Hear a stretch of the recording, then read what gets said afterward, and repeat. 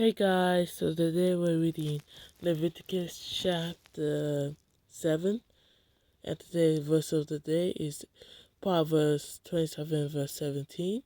As iron sharpens iron, so one person sharpens another. Amen. So today we're reading Leviticus Chapter 7. Leviticus Chapter 7. These are the regulations for the guilt offering, which is most holy.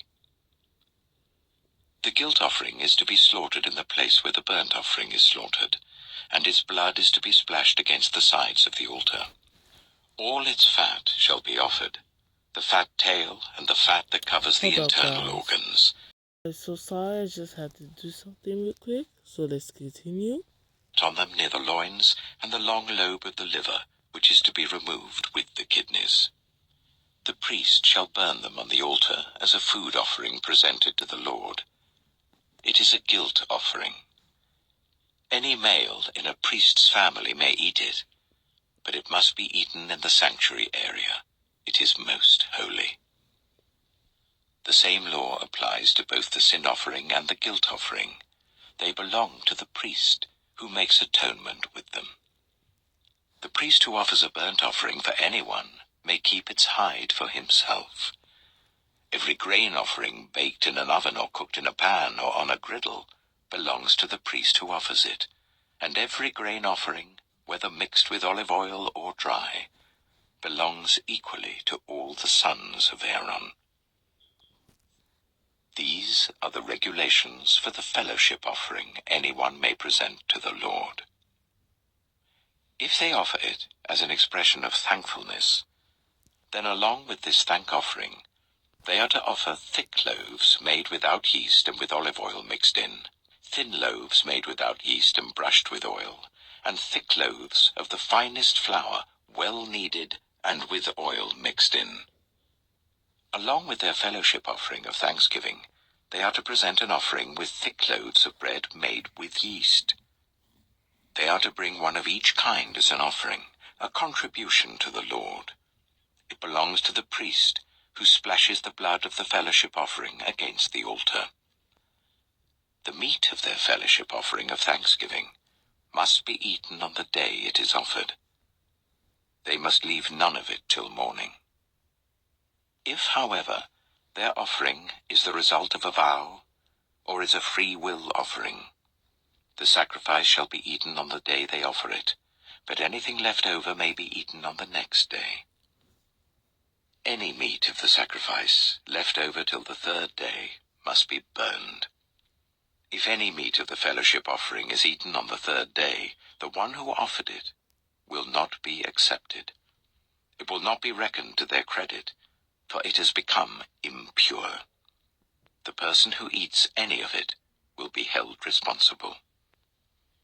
Meat that touches anything ceremonially unclean must not be eaten. It must be burned. As for other meat, anyone ceremonially clean may eat it. But if anyone who is unclean eats any meat of the fellowship offering belonging to the Lord, they must be cut off from their people. Anyone who touches something unclean, whether human uncleanness or an unclean animal or an unclean creature that moves along the ground, and then eats any of the meat of the fellowship offering belonging to the Lord, must be cut off from their people. The Lord said to Moses, "Say to the Israelites, do not eat any of the fat of cattle, sheep, or goats. The fat of an animal found dead or torn by wild animals may be used for any other purpose, but you must not eat it.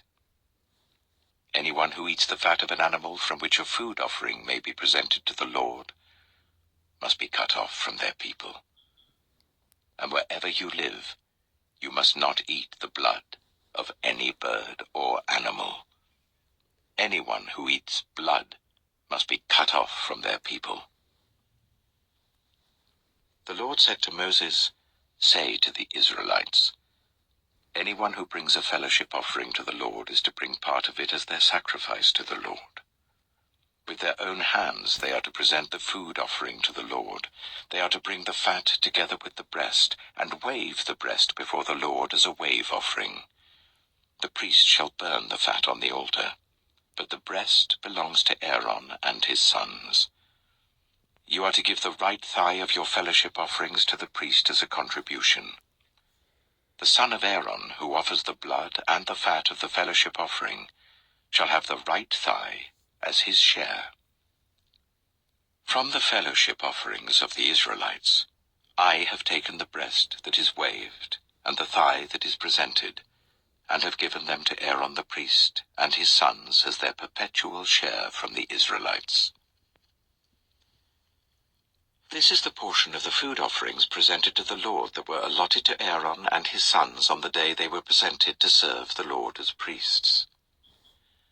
On the day they were anointed, the Lord commanded that the Israelites give this to them as their perpetual share for the generations to come.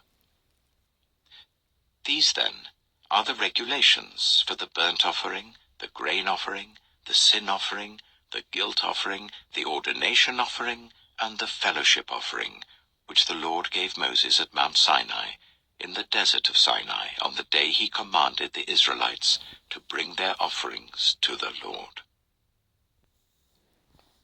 Amen. So that was Leviticus chapter 7.